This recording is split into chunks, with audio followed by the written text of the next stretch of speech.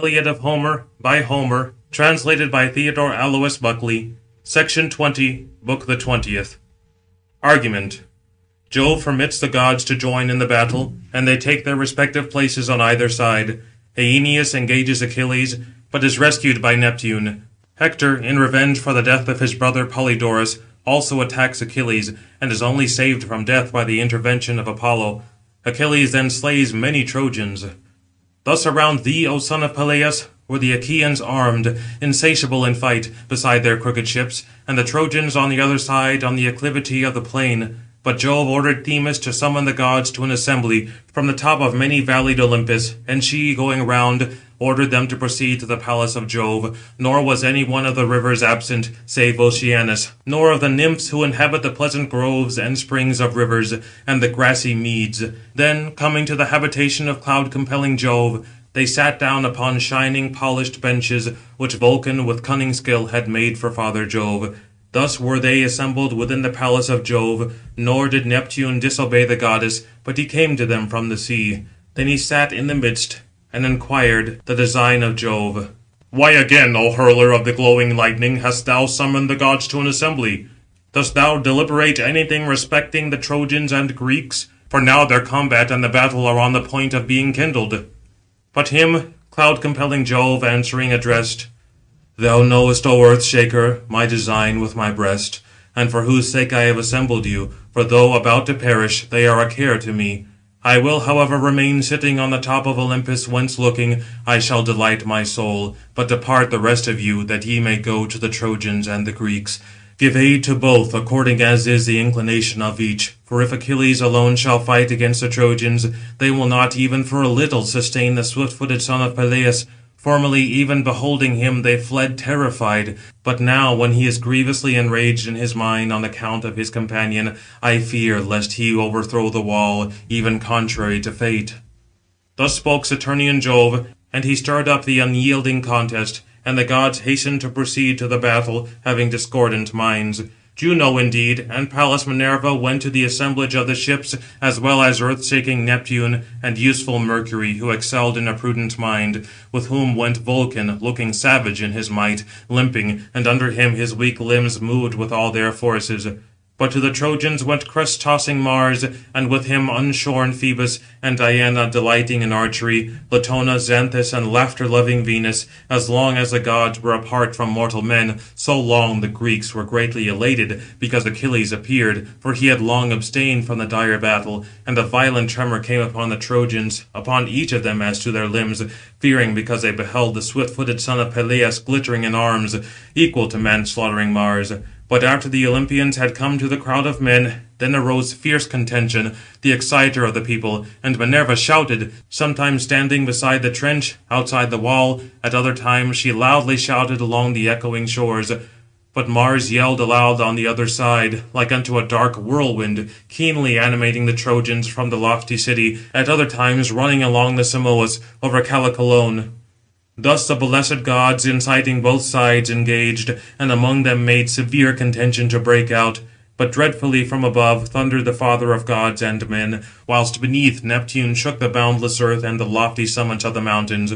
The roots and all the summits of many rilled Ida were shaken, and the city of the Trojans and the ships of the Greeks. Pluto himself, king of the netherworld, trembled beneath, and leaped up from his throne, terrified, and shouted aloud, lest earth-shaking Neptune should rend asunder the earth over him, and disclose to mortals and immortals his mansions, terrible, squalid, which even the gods loathe. So great a tumult arose from the gods engaging in combat. Against King Neptune indeed stood Phoebus Apollo, having his winged shafts, and against Mars the azure-eyed goddess Minerva. Opposed to Juno stood the goddess of the golden bow, huntress Diana, rejoicing in archery, the sister of Apollo. And opposite Latona, the preserver, useful Mercury. Against Vulcan also was a great, deep-eddying river, which the gods called Xanthus, and men the Scamander. Thus indeed gods went against gods, but Achilles chiefly longed to penetrate through the crowd against Hector, the son of Priam, for with his blood his mind particularly ordered him to satiate Mars, the invincible warrior. But Apollo, exciter of troops, immediately aroused Aeneas against the son of Peleus, and infused into him strong courage. And he likened himself in voice to Lycaon, the son of Priam, and having likened himself to him, Apollo, the son of Jove, said, O Aeneas, counsellor of the Trojans, where are thy threats, which, whilst carousing, thou didst promise to the leaders of the Trojans, that thou wouldst fight against Achilles, the son of Peleus? But him Aeneas answering, addressed in turn, Son of Priam, why dost thou order me, not wishing it, these things, to fight against magnanimous Pelides? For shall I not now for the first time stand against swift-footed Achilles? But already on another occasion he chased me with his spear from Ida, when he attacked our cattle, and laid waste Lyrnessus and Pedasus. But Jove preserved me, who excited my strength and nimble limbs. Certainly I should have been subdued beneath the hands of Achilles, and Minerva, who preceding gave him victory, and encouraged him to slay the Legions and Trojans with his brazen spear. Wherefore it is not possible that a man should fight against Achilles, because one of the gods is ever beside him, who averts destruction. Besides also, his weapon flies direct, nor stops before it has pierced through human flesh. Though if the deity would extend an equal scale of victory, not very easily would he conquer me, although he boasts himself to be all brazen.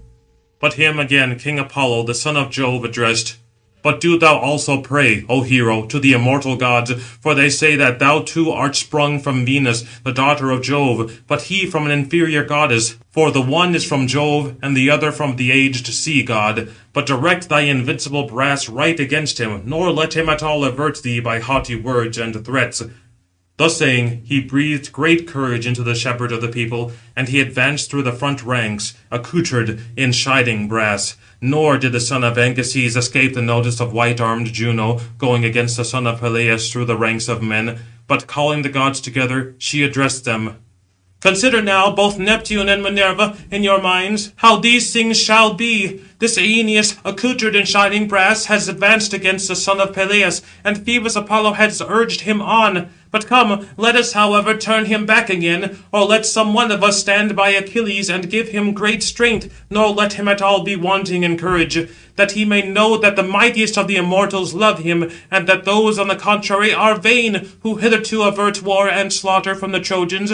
But we have all come down from Olympus, about to participate in this battle, lest he should suffer anything among the Trojans today, but hereafter he shall suffer those things, as many as fate at his birth wove in his thread of destiny, to him what time his mother brought him forth. But if Achilles shall not learn these things from the voice of a god, he will afterwards be afraid when any god comes against him in battle, for the gods, when made manifest, are terrible to be seen manifestly. But her then, earth-shaking Neptune answered, Juno, be not beyond reason enraged, nor is it at all necessary. I indeed would not desire that we should engage the other gods in a battle, since we are much more powerful. Rather let us, going out of the way, sit down upon a place of observation, but the war shall be a care to mortals. But if Mars shall begin the combat, or Apollo, or shall restrain Achilles, and not suffer him to fight, then immediately shall the strife of contention there arise to us. And I think that they, having very speedily decided it, will return to Olympus, and mix with the assembly of other gods, violently subdued by necessity under our hands. Thus then, having spoken, the azure-haired god led the way to the lofty mound-raised wall of divine Hercules, which the Trojans and Pallas Minerva had made, that flying he might escape from the sea-monster when pursued from the shore to the plain. There then Neptune sat down, and the other gods, and drew an indissoluble cloud round their shoulders, whilst on the other side they sat upon the tops of Callicolone, around thee, O archer Apollo, and Mars, the sacker of cities. Thus they sat on both sides, planning designs, yet both were unwilling to commence grievous war. But Jove, sitting aloft, cheered them on. All the plain, however, was filled with them, and glittered with the brass of men and horses, and the earth echoed under the feet of them rushing together. But two heroes, by far the most valiant, advanced towards each other, into the midst of both armies, eager to fight, Aeneas, son of Anchises, and noble Achilles. And first Aeneas, threatening, advanced, nodding with his strong casque, and before his breast he held his impetuous shield, and shook his brazen spear. But on the other side, Pelides rushed against him like a destructive lion, which men assembled together, a whole village, are anxious to kill. He, however, at first despising them proceeds, but when some one of vigorous youths has wounded him with a dart, Yawning, he collects himself for a spring, and the foam arises round his teeth, and his valiant soul groans within his breast, and he lashes his sides and thighs on both sides with his tail, and rouses himself to battle. Then grimly glaring, he is borne straight on by his strength, if he can kill some of the men, or is himself destroyed in the first crowd. Thus did his might and noble soul urge Achilles to go against the magnanimous Aeneas. But when now advancing they approached each other, swift-footed noble Achilles first addressed the other. Why, O Aeneas, coming through so great a length of crowd, dost thou stand against me? Does then thy soul urge thee to fight with me, hoping that thou wilt govern the horse-breaking Trojans in the place of Priam?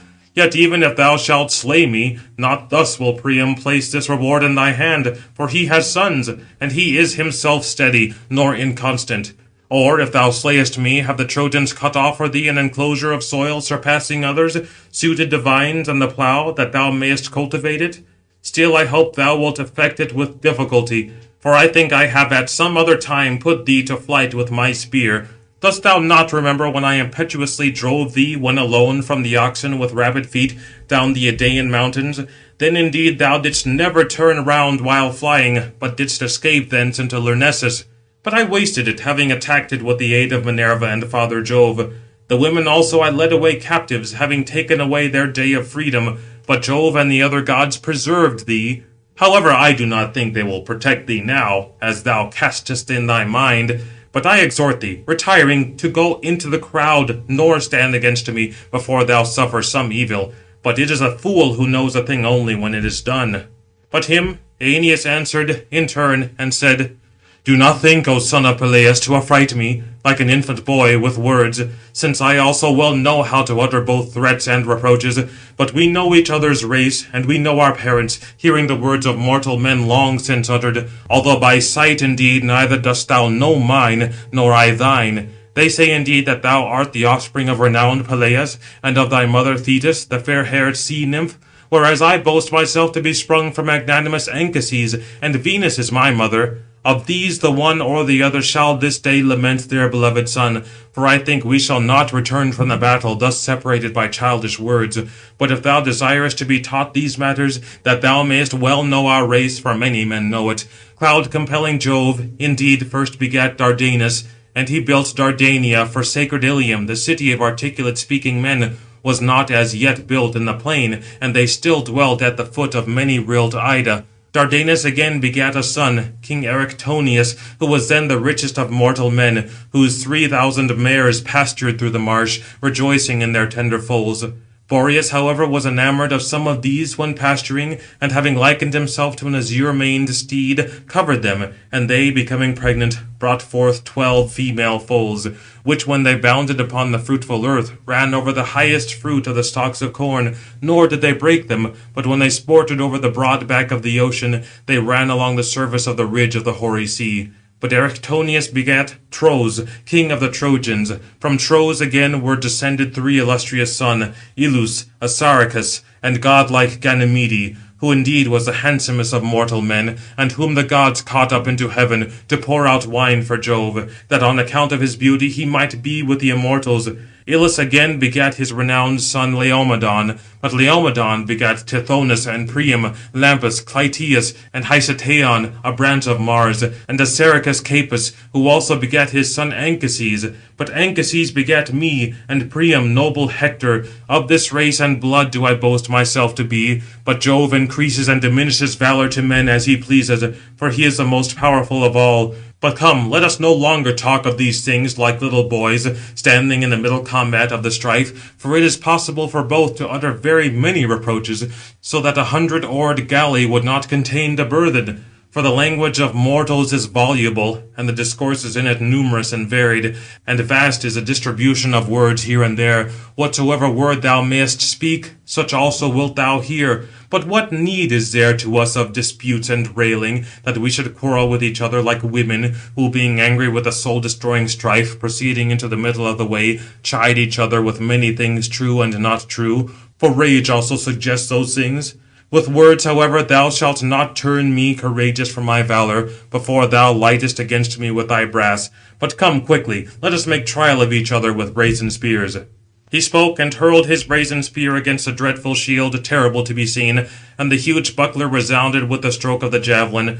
But the son of Peleus, alarmed, held the shield from him with his strong hand, for he supposed that the long spear of great-hearted Aeneas would easily penetrate. Foolish! Nor did he reflect in his mind and soul that the glorious gifts of the gods are not easy to be subdued by mortal men, nor to yield. Nor then did the heavy spear of warlike Aeneas penetrate the shield, but the gold stopped it, the gift of the god. It penetrated, however, through 2 folds, but there were still 3, since Vulcan had drawn 5 folds over it, 2 brazen, 3 inside of tin, and 1 golden, in which the brazen spear was stopped. But Achilles next sent forth his long-shadowed spear, and struck against the shield of Aeneas, equal on all sides, at the outside edge, where the thinnest brass ran round it, and the ox-hide was thinnest upon it. But the Pelian ash broke through, and the shield was crushed by it. But Aeneas crouched, and being terrified, held the shield from him, whilst the spear, passing over his back, stuck in the earth, eager to go on, for it had burst through both orbs of the mighty shield. But he, having escaped the long spear, stood still, but a moderate sadness was poured over his eyes, terrified, because the weapon had stuck so near him. But Achilles eagerly sprang upon him, drawing his sharp sword, and shouting dreadfully. Then Aeneas seized in his hand a stone, a great weight, which not 2 men could bear, such as men now are, but he, though alone, easily wielded it. Then indeed had Aeneas smitten him, rushing on with the stone, either upon the helmet or the shield, which kept off grievous destruction from him. And Pelides in close fight had taken away his life with the sword, had not earth-shaking Neptune quickly perceived it, and immediately addressed this speech to the immortal gods. Ye gods, certainly there is now grief to me on account of magnanimous Aeneas, who will quickly descend to Hades, subdued by the son of Peleus, foolish, being persuaded by the words of far-darting Apollo, nor can he by any means avert sad destruction from him. But why now should this guiltless man suffer evils gratuitously on account of sorrows due to others? For he always presents gifts agreeable to the gods who inhabit the wide heaven. But come, let us withdraw from him death, lest even the son of Saturn be angry, if indeed Achilles slay this man. Moreover, it is fated that he should escape, that the race of Dardanus, whom Jove loved above all the children that were descended from him and mortal women, may not perish without offspring, and become extinct. For already hath the son of Saturn hated the race of Priam, and the might of Aeneas shall now rule over the Trojans, and the sons of his sons, who may be born in after times. But him, large-eyed venerable Juno then answered, O Earth-shaker, do thou thyself reflect within thy mind, with respect to Aeneas, whether thou wilt withdraw him, or suffer him, being brave, to be subdued by Achilles, the son of Peleus. For already we two, I and Pallas Minerva, have sworn many oaths amongst all the immortals, that we will never help to avert the evil day from the Trojans, not even when all Troy, fired, shall burn with consuming flame, and the warlike sons of the Greeks fire it. But when the earth-shaking Neptune heard this, he hastened to go through the battle and the clash of spears, and came where were Aeneas and renowned Achilles. And immediately he shed a darkness upon the eyes of Achilles, son of Peleus, and he drew out the ashen spear, well guarded with brass, from the shield of magnanimous Aeneas, and laid it before the feet of Achilles, and pushed on Aeneas, lifting him high up from the ground. But Aeneas leaped over many ranks of men and many of horses, impelled by the hand of the god, and came to the rear of the troubled fight, where the Caucones were arrayed for war. But very near him came earth-shaking Neptune, and addressing him spoke winged words. O Aeneas, which of the gods commanded thee thus mad to combat against Achilles, who was at once more valiant than thou, and more dear to the immortals? But retire whenever thou shalt be opposed to him, lest even contrary to fate thou arrive at the habitation of Pluto. But when Achilles shall have attained his death and destiny, then again being confident, fight among the front ranks, because no other of the Greeks shall slay thee. So saying, he left him there, when he had told him all, and immediately afterwards dissipated the thick darkness from the eyes of Achilles, and he then saw very clearly with his eyes, whereupon groaning he addressed his magnanimous soul. Ye gods, certainly I behold this, a great marvel with mine eyes. The spear indeed lies upon the ground, nor do I at all perceive the man at whom I hurled it, desiring to kill him. Undoubtedly Aeneas too was dear to the immortal gods, although I suppose that he boasted thus idly. Let him go. There will be no spirit in him hereafter to make trial of me, who even now rejoicing has escaped from death. But come, having encouraged the warlike Greeks, I will make trial of the other Trojans going against them. He spoke, and sprang into the ranks, and cheered on every man. No longer now stand off from the Trojans, O noble Greeks, but on! Let man advance against man, and let him be eager to engage. Difficult is it for me, although being valiant, to attack so many warriors, and to fight with them all. Not even Mars, who is an immortal god, nor yet Minerva could charge and toil against the force of such a conflict. Yet whatever I can do with hands, with feet, and with strength, I declare that I will no longer be remiss, not ever so little, but I will go right through their line. Nor do I think that any Trojan will rejoice, whoever may come near my javelin." Thus he spoke, encouraging them. But illustrious Hector, upbraiding, animated the Trojans, and said that he would go against Achilles. "Ye magnanimous Trojans, fear not the son of Peleus. I too could fight with words, even with the immortals, but with the spear it is difficult, for they are far more powerful. Nor shall Achilles give effect to all his words, but one part he shall fulfill, and the other leave half imperfect. Against him will I go, even though he were like to fire as to his hands, and to shining iron as to his might." Thus he spoke, inciting them, but the Trojans opposite quickly raised their spears. Their strength was mingled together, and a shout arose. Then also Phoebus Apollo, standing near, addressed Hector. "Hector, do not at all fight in the van with Achilles, but receive him in the crowd, and from the tumult, lest by any chance he hit thee, or strike thee with the sword in close combat." Thus he spoke, and Hector sunk back again into the thick body of men, dismayed when he heard the voice of the god speaking. But Achilles leaped among the Trojans, clad with courage as to his soul, shouting dreadfully, and first slew gallant Iphition, son of Otrynteus, the leader of many people, whom the nymph Naias, born to Otrynteus, the sacker of cities, under snowy Tmolus, in the rich district of Hyda. Him, eagerly rushing straight forward, noble Achilles struck with his javelin in the middle of the head, and it was entirely split in two. He gave a crash as he fell, and noble Achilles boasted over him. "O son of Otrynteus, most terrible of all men, thou liest. Death is here upon thee. Thy birth, however, is at the Gygaean lake, where is thy paternal land, beside fishy Hyllus and eddying Hermus." Thus he spoke, boasting, but darkness covered Iphithion's eyes. But the horses of the Greeks tore him with the tires of the wheels in the front ranks. After him Achilles smote Demoleon, son of Antenor, a brave repeller of the fight, in the temples, through his brazen-cheeked helmet. Nor indeed did the brazen casque resist it, but through it the eager javelin broke the bone, and the whole brain within it was defiled, and he subdued him ardent. Next he wounded with his spear in the back Hippodamus as he was leaping down from his chariot, while flying before him. But he breathed out his soul and groaned, like as when a bull, dragged round the Heliconian king, bellows, as the youths drag him, and the earth-shaker is delighted with them. So as he moaned, his fierce soul left his bones. But he went with his spear against godlike Polydorus, the son of Priam. But him his father did not permit to fight, because he was the youngest among all, and dearest to him, and surpassed all in speed. Then indeed, through youthful folly, exhibiting the excellence of his speed, he ran among the front ranks till he lost his life. Him noble swift-footed Achilles smote rushing by, in the middle of the back, where the golden rings of his belt clasped together, and the double corslet met. Right through at the navel pierced the point of the spear, and uttering a groan, he fell upon his knees. A black cloud enveloped him, and stooping down, he gathered his intestines in his hands. But when Hector perceived his brother Polydorus holding his intestines in his hands, and rolled on the earth, a darkness was immediately poured over his eyes, nor could he any longer be employed afar off, but advanced towards Achilles, like unto a flame, brandishing his sharp spear. On the other hand, Achilles, as soon as he saw him, leaped up, and boasting spoke. "Near is the man who has most stung my soul, who has slain my cherished companion. No longer indeed let us dread each other through the bridges of war." He spoke, and sternly regarding him, addressed noble Hector. "Come nearer, that thou mayest the sooner reach the end of death." But him, not daunted, crest-tossing Hector addressed.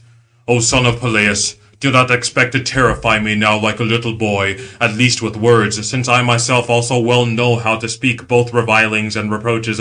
I know that thou indeed art brave, and that I am inferior to thee. But these things indeed are placed at the knees of the gods, whether, although being inferior, I shall take away thy life, striking thee with my spear, since my weapon also is sharp at the point."